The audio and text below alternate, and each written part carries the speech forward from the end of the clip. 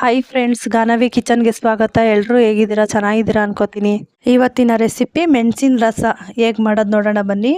ನೀವೇನಾದರೂ ಇದೆ first time ನಮ್ಮ ಚಾನಲ್ ನೋಡ್ತೀರಾ ಸಬ್ಸ್ಕ್ರೈಬ್ ಮಾಡ್ಕೊಂಡು ನೋಡಿ. ನಾವು ಹಾಕೋ ವಿಡಿಯೋ ನೀವೇ ಫಸ್ಟ್ ನೋಡ್ಬೋದು.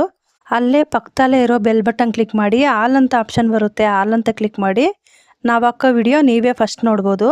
ಈ ಮೆಣಸಿನ ರಸಮ್ ಅಂತೂ ಈ ಚಳಿಗಾಲದಲ್ಲಿ ತುಂಬ ಒಳ್ಳೆಯದು. ಕೆಮ್ಮು ಕೋಲ್ಡ್ ಇದ್ದಾಗ ಈ ಥರ ಮಾಡ್ಕೊಂಡು ತಿಂದರೆ ಕೆಮ್ಮು ಕೋಲ್ಡ್ ಎಲ್ಲ ಕಡಿಮೆ ಆಗುತ್ತೆ.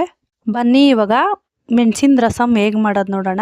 ನಾನಿಲ್ಲಿ ಒಂದು ನಿಂಬೆಹಣ್ಣು ಗಾತ್ರದಷ್ಟು ಹುಣಸೆಹಣ್ಣು ತೊಗೊಂಡಿದ್ದೀನಿ. ಇದನ್ನು ನೀಟಾಗಿ ತೊಳೆದು ಒಂದು ಬೌಲಲ್ಲಿ ಸೇರಿಸ್ಕೊಂಡಿದ್ದೀನಿ. ಇದ್ರ ತುಂಬ ನೀರು ಸೇರಿಸ್ಕೊಂಡು ಸ್ವಲ್ಪ ಹೊತ್ತು ನೆನೆಯೋಕೆ ಬಿಡಬೇಕು. ನೋಡಿ ಇವಾಗ ಹುಣಸೆಹಣ್ಣೆಲ್ಲ ಚೆನ್ನಾಗಿ ನೆಂದಿದೆ. ಈ ಥರ ನಾವು ರಸ ಎಲ್ಲ ಚೆನ್ನಾಗಿ ತಕ್ಕೊಬೇಕು. 1-2 ಬೌಲಷ್ಟು ರಸ ತಗೊಂಡ್ರೆ ನಮಗೆ ರಸಮ್ ಮಾಡೋಕ್ಕೆ ಸಾಕಾಗುತ್ತೆ. ಇನ್ನು ಸ್ವಲ್ಪ ಎಕ್ಸ್ಟ್ರಾ ನೀರು ಸೇರಿಸ್ಕೊಬೋದು.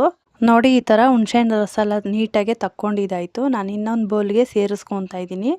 ಅದೇ ಹುಣಸೆಹಣ್ಣಿಗೆ ಇನ್ನೂ ಸ್ವಲ್ಪ ನೀರು ಹಾಕಿ ಇನ್ನೊಂದು ಬೌಲಷ್ಟು ನಾವು ಹುಣಸೆಹಣ್ಣು ರಸ ತಕ್ಕೊಬೇಕು. ನೋಡಿ ಇವಾಗ ಇಷ್ಟಾಗಿದೆ ಹುಣಸೆಹಣ್ಣು ರಸ. ನಾನು ಇನ್ನೊಂದು ಬೌಲಷ್ಟು ಸ್ವಲ್ಪ ನೀರು ಸೇರಿಸ್ಕೊಂಡು ಹಾಗೆ ಚೆನ್ನಾಗಿ ಹಿಂಡಿ ತಗೋಬೇಕು. ನೋಡಿ ಇನ್ನೂ ಸ್ವಲ್ಪ ನಾನು ರಸ ತಕ್ಕೊಂಡಿದ್ದಾಯಿತು. ಇವಾಗ ಅದೇ ಬೌಲ್ಗೆ ಸೇರಿಸ್ಕೊತಾ ಇದ್ದೀನಿ. ನಾನು 2 ಬೌಲಷ್ಟು ತೊಗೊಂಡಿದ್ದೀನಿ. ಇಷ್ಟಾದರೆ ಸಾಕು. ಇನ್ನೂ ಬೇಕಾದ್ರೆ ನೀವು ಎಕ್ಸ್ಟ್ರಾ ನೀರು ಸೇರಿಸ್ಕೊಬೋದು. ಇವಾಗ ಏನೇನು ಬೇಕು ನೋಡೋಣ ಬನ್ನಿ. ನೋಡಿ ಈ ರಸಮ್ಗೆ ನಾನು 1.5 ಸ್ಪೂನಷ್ಟು ಮೆಣಸಿನ ಪುಡಿ ತೊಗೊಂಡಿದ್ದೀನಿ. 1 ಸ್ಪೂನಷ್ಟು ಜೀರಿಗೆ ಪುಡಿ, ಒಂದು ಸ್ವಲ್ಪ 4-5 ಒಣಗಿದ ಮೆಣಸಿನ್ಕಾಯಿ ಒಗ್ಗರಣೆಗೆ, 1 ಜಜ್ಜಿ ರೆಡಿ ಮಾಡ್ಕೊಂಡಿರೋ ಬೆಳ್ಳುಳ್ಳಿ ತೊಗೊಂಡಿದ್ದೀನಿ, ಸ್ವಲ್ಪ ಉಪ್ಪು, ಅರಿಶಿನ ತೊಗೊಂಡಿದ್ದೀನಿ. ನಾನಿಲ್ಲಿ ಜೀರಿಗೆ ಮೆಣಸು ಪುಡಿ ತೊಗೊಂಡಿದ್ದೀನಿ. ನೀವು ಬೇಕಾದರೆ 1.5 ಸ್ಪೂನಷ್ಟು ಮೆಣಸು, 1 ಸ್ಪೂನಷ್ಟು ಜೀರಿಗೆ ತೊಗೊಂಡು ಅದು ಕುಟಾಣಿಲಿ ಸ್ವಲ್ಪ ಪುಡಿ ಮಾಡಿಕೊಂಡು ತೊಗೊಬೋದು. ಈ ಥರ ಮೆಣಸು ಜೀರಿಗೆ ಪುಡಿ ಹಾಕೋದ್ರಿಂದ ರಸಮು ಇನ್ನೂ ಟೇಸ್ಟ್ ಕೊಡುತ್ತೆ. ಬನ್ನಿ ಇವಾಗ ಮೆಣಸಿನ ರಸ ಒಗ್ಗರಣೆ ಹೇಗೆ ಮಾಡೋದು ನೋಡೋಣ. ನಾನಿಲ್ಲಿ ಸ್ಟವ್ ಮೇಲೆ ಒಂದು ಕಡಾಯಿ ಇಟ್ಕೊಂಡಿದ್ದೀನಿ. ಕಡಾಯಿ ಬಿಸಿ ಆದಮೇಲೆ 2 ಟೇಬಲ್ ಸ್ಪೂನಷ್ಟು ಎಣ್ಣೆ ಸೇರಿಸ್ಕೊಂಡು, ಎಣ್ಣೆ ಬಿಸಿ ಆದಮೇಲೆ ಒಂದು ಸ್ವಲ್ಪ ಸಾಸಿವೆ ಸೇರಿಸ್ಕೊಂಡಿದ್ದೀನಿ. ಸಾಸಿವೆ ಎಲ್ಲ ಚೆನ್ನಾಗಿ ಚಟಪಟ ಅಂತ ಸಿಡಿಬೇಕು. ಆಮೇಲೆ ಬೆಳ್ಳುಳ್ಳಿ ಸೇರಿಸ್ಕೊಂಡಿದ್ದೀನಿ. ಬೆಳ್ಳುಳ್ಳಿ ಎಲ್ಲ ಒಗ್ಗರಣೆ ಮಾಡ್ಕೊಂಡಿದ್ದಾದಮೇಲೆ ಕರ್ಬೇವಿನ ಸೊಪ್ಪು ಸೇರಿಸ್ಕೊತಾ ಇದ್ದೀನಿ.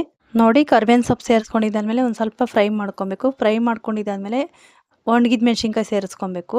ನೋಡಿ ಒಣಗಿದ ಮೆಣಸಿನ್ಕಾಯಿ ಫ್ರೈ ಮಾಡ್ಕೊಂಡಿದ್ದಾದಮೇಲೆ ನಾನಿಲ್ಲಿ ಮೆಣಸು ಪುಡಿ ತೊಗೊಂಡಿದ್ದಲ್ಲ ಅದನ್ನು ಸೇರಿಸ್ಕೊತಾ ಇದ್ದೀನಿ. ಇದನ್ನು ಅಷ್ಟೇ ಎಣ್ಣೆಯಲ್ಲೇ ಸ್ವಲ್ಪ ಚೆನ್ನಾಗಿ ಫ್ರೈ ಮಾಡ್ಕೋಬೇಕು. ಈಗ ಜೀರಿಗೆ ಪುಡಿ ಸೇರಿಸ್ಕೊತಾ ಇದ್ದೀನಿ.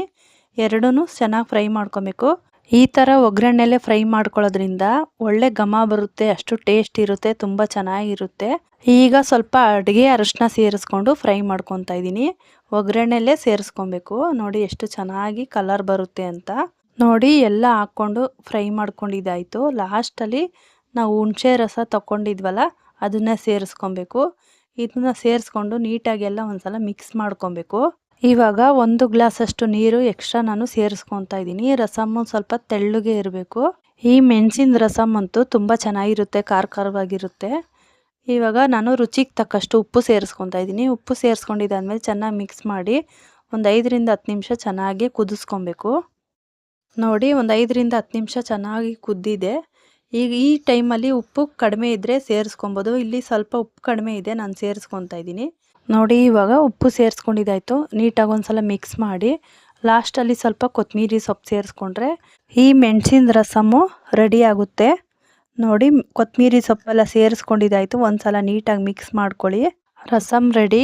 ಇವಾಗ ಸರ್ವ್ ಮಾಡೋಣ ಬನ್ನಿ. ನೋಡಿ ಬಿಸಿ ಬಿಸಿ ರಸ, ಬಿಸಿ ಬಿಸಿ ಅನ್ನ. ನಾವು ಊಟ ಮಾಡ್ತಿದ್ರೆ ಇನ್ನೂ ಸ್ವಲ್ಪ ಊಟ ಮಾಡೋಣ ಅನಿಸುತ್ತೆ, ಅಷ್ಟು ಚೆನ್ನಾಗಿದೆ ಈ ರಸಮು. ನೀವು ಒಂದ್ಸಲ ಟ್ರೈ ಮಾಡಿ ಹೇಗೆ ಬಂತು ಅಂತ ಕಮೆಂಟ್ ಮಾಡಿ. ಓಕೆ ಫ್ರೆಂಡ್ಸ್, ಇದಾಗಿತ್ತು ಇವತ್ತಿನ ರೆಸಿಪಿ. ಈ ರೆಸಿಪಿ ಇಷ್ಟ ಆಗಿದ್ದರೆ ಒಂದು ಲೈಕ್ ಕೊಡಿ, ಶೇರ್ ಮಾಡಿ. Thanks for watching. ಬಾಯ್.